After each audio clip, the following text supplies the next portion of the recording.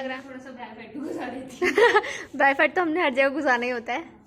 अपना बता, नेहा कोहली क्या करती है अगर PhD? Hi everyone, I hope आप सब अच्छे होंगे और मेरा ब्लॉग देख रहे होंगे। तो मैं अभी बहुत लेट बना रही हूँ ब्लॉग, क्योंकि सुबह से बहुत ज़्यादा बिजी थी मैं। पर हम लोग बैंक गए थे कुछ काम करवाने के लिए, और फिर जब कॉलेज में आए तो फिर कॉलेज में भी काम आ गया। तो अभी फ्री हुई हूँ जस्ट। और आज मैंने सोचा है कि मैं सबसे मतलब कुछ डिफरेंट करूँगी। सबसे पूछूंगी कि अगर आप PhD नहीं कर रहे होते तो आप क्या कर रहे होते हैं। देखते हैं सबका आंसर क्या होता है। Hello hello, good morning. Good morning. कैसे हो तुम दोनों? इतने दिनों से ब्लॉग नहीं बनाया। रिचा दी को देखो, रिचा दी और बिनवाल मैच हो रहे हैं यार, मैचिंग मैचिंग। देखना नहीं हो रही है इसमें, इसमें फ़ोन में लग रहा है, दोनों का सेम कलर लग रहा है कपड़े का। और बताओ रुचि दी। बिनवाल नहीं, कोहली देखो कब तक ठंडा लगेगा। यही मैं भी पूछने वाली थी। यार पता नहीं यार, मुझे पता नहीं अचानक से ठंडा लगने लग जा रहा है। गर्मी हो रही है। पर मैं अब हो रही है ना फिर थोड़ा थोड़ा। मुझे वहाँ पर तो बैठे थे हम, तो हमें ठंडा ही हो रहा था। मुझे कहाँ बैठे थे तुम लोग? बैंक में। आज मैंने सोचा है, तुम लोग काम क्यों कर रहे हो यार? आज मैंने सोचा है कि आज थोड़ा डिफरेंट करते हैं। मैं इन लोगों से क्वेश्चन पूछने वाली हूँ कुछ, कि अगर ये PhD नहीं कर रहे होते तो क्या करते। ठीक है, तो चलिए आप बताओ यार, सबसे पहले। आप सीनियर हो ना हमारे। मैं सीनियर तो हूँ ना तुम्हारी, साथ में मैरिड भी हूँ। हाँ तो अगर, अच्छा शादी तो आपने कर ली? शादी तो मैंने कर ली। तो मैं अभी मस्त मजे की हाउस वाइफ, मस्त मजे की नहीं होती वैसे हाउस वाइफ वाली लाइफ भी, बट हाँ मैं वो जी रही होती।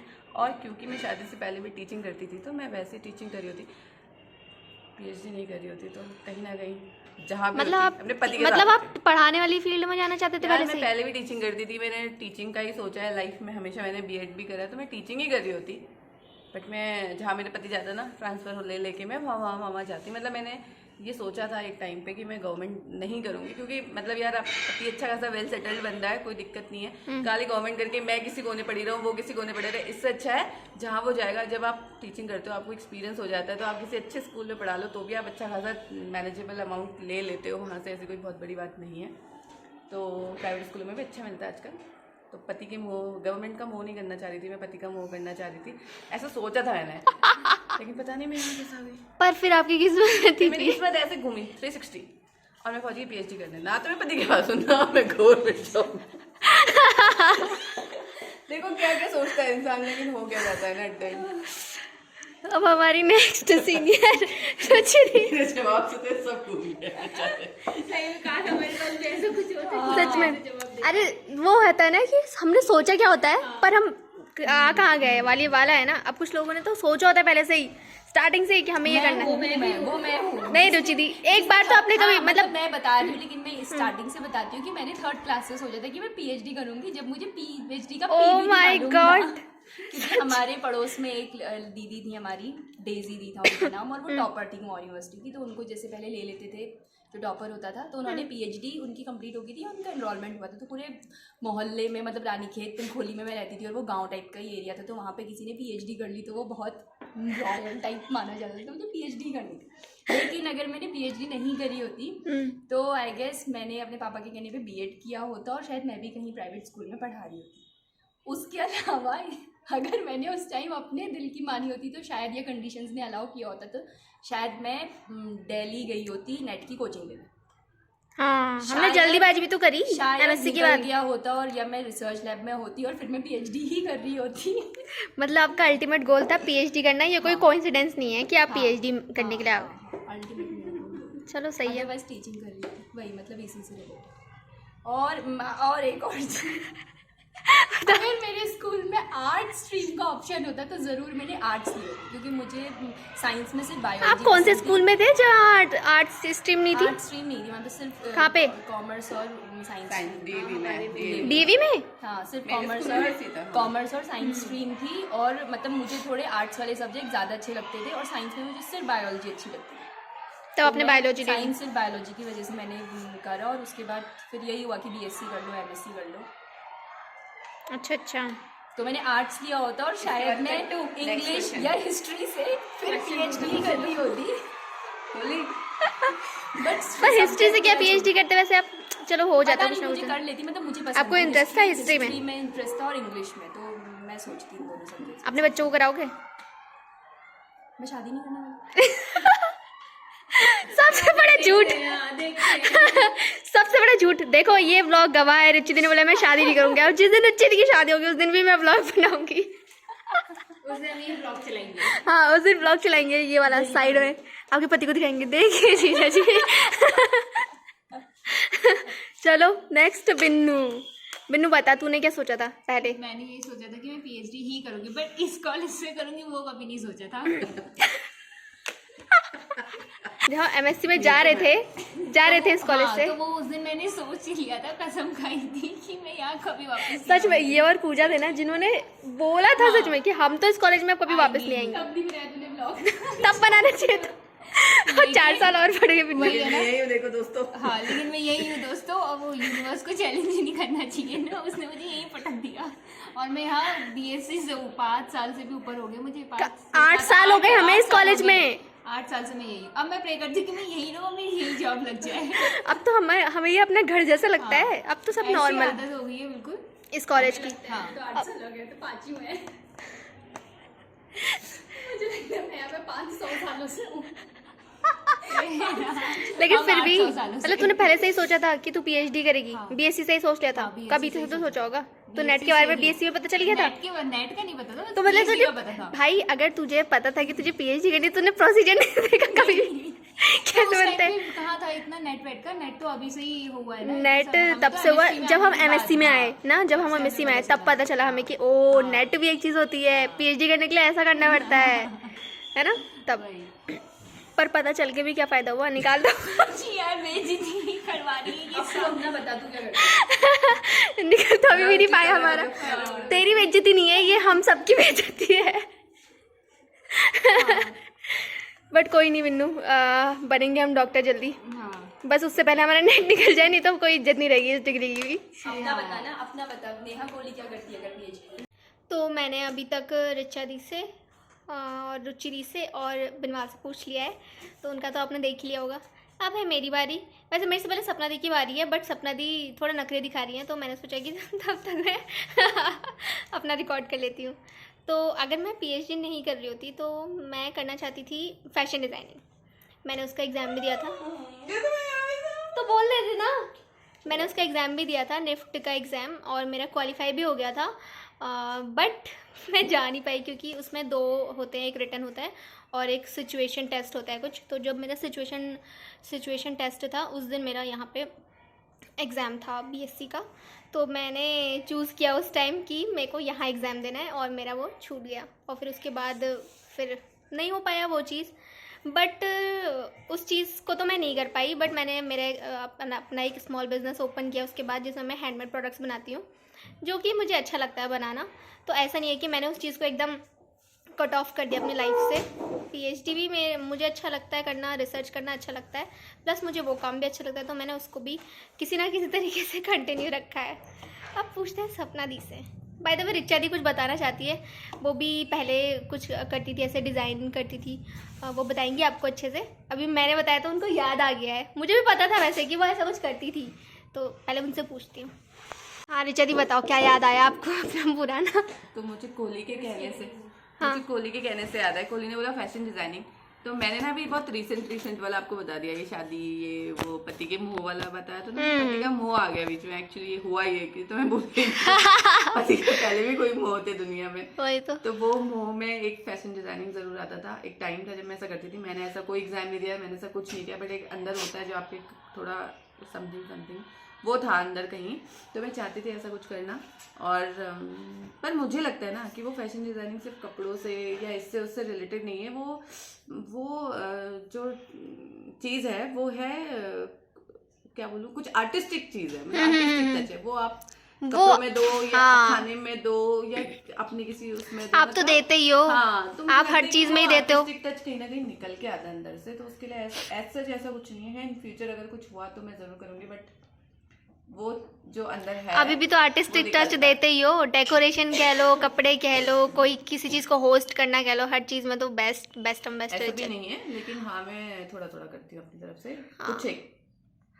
तो ऐसा था रिचा दी की ये एडिशनल स्टोरी अब है। मैं किसी दिन दिखाऊंगी आपको पन्ने। इन सबको मैं मुझे भी कह के देखने हैं थक वो गई। पन्ने, है ना, मैं हाँ जो आपने बनाए होंगे, हाँ, मैं डिजाइन किए दिखाऊंगी, होंगे, मैं दिखाऊंगी। लेकर आना, ठीक है। फिर हम डालेंगे उनको। ओके। ओके, सपना दी की बारी आ चुकी है। यस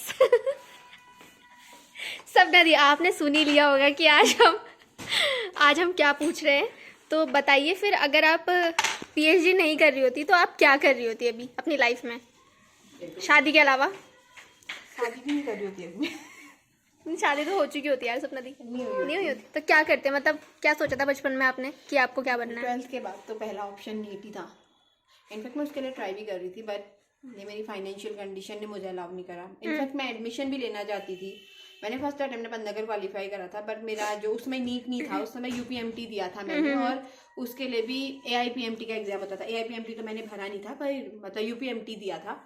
एआईपीएमटी बाद में भरा था, वो मर्ज हो गया था लेटर ऑन। लेकिन तो फिर जब मैंने वो भरा तो उसमें कुछ था, मतलब काफी ज्यादा डिफरेंस नहीं था, लेकिन डिफरेंस था। तो मैं उसके लिए कोचिंग करना चाह रही थी।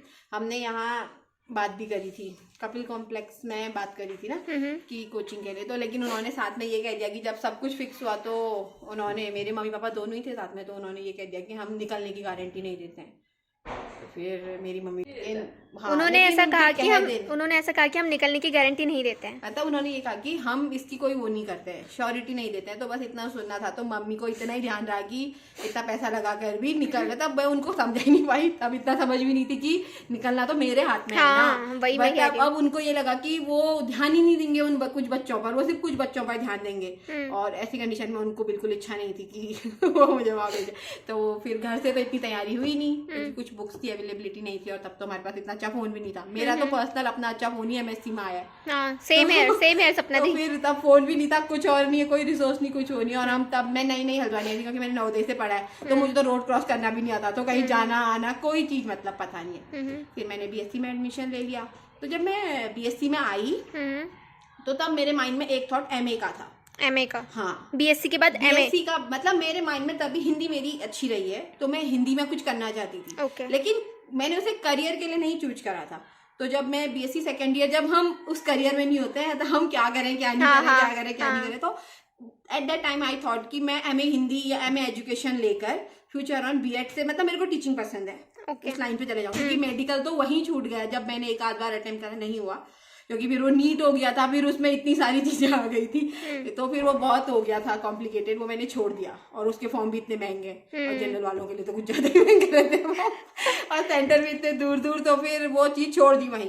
तो फिर मेरे दिमाग में ये था। लेकिन बीएससी फाइनल में जब बॉटनी और जूलॉजी दोनों काफी, मतलब मैं हमेशा से ही अच्छे उसमें रही हूँ, मतलब बीएससी से ही साइंस। तो जब एट द एंड आया टाइम डिसाइड करने का, तो मैंने फुल, मेरा माइंड बिल्कुल श्योर था कि मुझे जूलॉजी से एमएससी करनी है। ओके। मुझे जूलॉजी ज्यादा पसंद रही है बॉटनी से भी, ये भी बहुत बड़ा सच है। तो फिर मेरे पापा ने मुझसे कहा कि तू एमए कर हिंदी से। ओके। और मैंने फॉर्म भी भर दिया। मैंने जब फॉर्म भी भर दिया था तो मेरी बहन ने बताया कि नहीं, इसको नहीं करना है एमए, इसे असल में करनी तो एमएससी है। पापा ने कहा इसे एमए करना, पापा ने कहा वो तब करना, मेरे तब वो करना था इसे मेरे को, जब मैं नहीं जानती थी मुझे आगे क्या करना है। लेकिन जब मैं बीएससी फाइनल में थी तब मेरा श्योर था। मैंने पंतनगर भी निकाला था, लेकिन एमएससी होम साइंस में मिल रही थी, और 2 साल की एमएससी 3 साल के लिए कह रहे थे वो करने को। तो फिर उस समय जूलॉजी हमारे कॉलेज में थी नहीं। तो प्राची मैम को मैं सच में कहूँगी, उन्होंने मुझसे कहा कि पीएसबी जाने से और वहाँ जाकर जूलॉजी से एमएससी करने से बेहतर है मैं यहाँ पर बॉटनी से एमएससी करूँ, मे बी यूनिवर्सिटी टॉप कर सकती हूँ। पर आपने फिर पीएचडी करने की कब सोची? एमएससी में। लेकिन जब मैं एमएससी में आई तो आपने डिसाइड कर लिया था? मैं आ गई थी तो तभी मैंने डिसाइड कर लिया था कि अब जब मैं एमएससी बॉटनी से कर रही हूँ तो मैं लेटर ऑन पीएचडी भी करूँगी। और पीएचडी के लिए भी हमेशा से मेरा थॉट ब्रायोफाइट था। हाँ, स्टार्टिंग में मैं यहाँ से नहीं करना चाहती थी, मैंने एनबीआरआई के लिए बताया भी था। एनबीआरआई के लिए अप्लाई करा था, हालांकि वहाँ जिनके अंदर करनी थी, क्योंकि एनबीआरआई में रिसर्च नहीं होती ना, रिसर्च तो लखनऊ यूनिवर्सिटी में किसी के अंदर लेनी थी। तो जो उस समय मैम है अस्थाना मैम, वो रिटायर होने वाली थी, तो वो उस टाइम ऐसा हो गया था। हो गई थी, फिर सर ने अपने अंदर वैकेंसी रखी थी, सर ने। तो आप बनना चाहते थे डॉक्टर? डॉक्टर तो बचपन से डॉक्टर, मतलब वो वाले डॉक्टर बनना चाहते थे, लेकिन वो वाले नहीं बन पाए, तो अब आप पीएचडी कर रहे हो? रिग्रेट नहीं करती हूँ, क्योंकि मैं शायद वो डॉक्टर, अगर मैं एग्जाम भी क्लियर कर लेती ना, मेरे अंदर इतने गट नहीं है कि मैं ब्लड और उन ऑर्गन के साथ डील कर सकूं। अब जाकर समझ आ रहा है कि मेरे पास वो सपना दी, जब हम वो काम करते हैं ना तब हम कर लेते हैं डील। क्या पता जब हमने ब्राइफाइट काम स्टार्ट करना शुरू किया था तब हमें आती थी चीजें, नहीं आती थी ना, पर करते करते तो आ गई ना। लेकिन हाँ, फिर वो थॉट बीएससी में ही कहीं खत्म हो गया। हाँ। अच्छा, तो आज हमारी एक मैम है, अंजू मैम, जो अभी कुछ टाइम पहले ही आई थी ना। कितने महीने हुए थे उन्हें आए हुए? 4-5 महीने ही हुए होंगे। तो आज लेकिन वो जा रही हैं हमारे कॉलेज से, तो हम उनको फेयरवेल दे रहे हैं। और देखो हम कैसे बच्चों वाले काम करते हैं। पर ये अच्छा होना है बिन तूने अंजू मैम की फोटो। ये मैंने अंजू मैम ऐसे कर रही है। हाँ, मैं हमें ऑल द बेस्ट बोल के जा रही है। अच्छा, ठीक है। और मैम का इतना बॉटनी से काम रिलेटेड था, तो मैंने थोड़ा ये कूटना वूटना वाला और प्लांट्स बना दिए, ये बना दिए। देखो मैं समझा रही थी और समझा नहीं आए।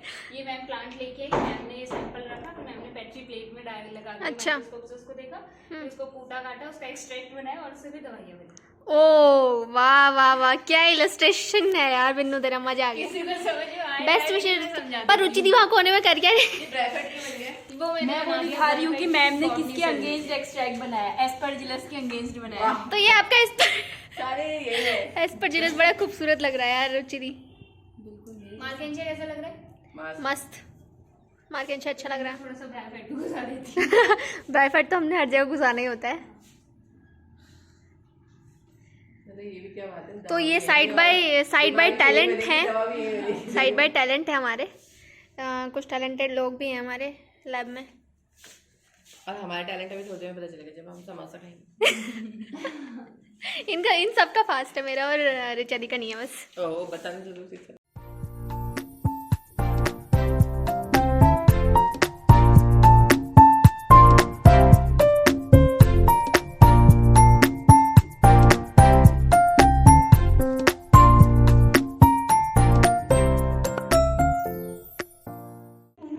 बाय रुचि दी, आप लोग भी जा रहे हो? हाँ, बस घर जा रहे हैं। चलो ठीक है, बाय बाय। Bye bye. तो मैं सपना दी को बोल दूंगी, वो बना दे। बाय बिन्नू। ठीक है। तो आई होप आपको मेरा ये ब्लॉग पसंद आया होगा। मैंने कुछ नया ट्राई करने की कोशिश करी है आज, और अगर आप चाहते हैं कि मैं ऐसे ही कुछ नए ट्राई करते रहूँ तो आप मुझे सजेस्ट भी कर सकते हैं कमेंट्स में।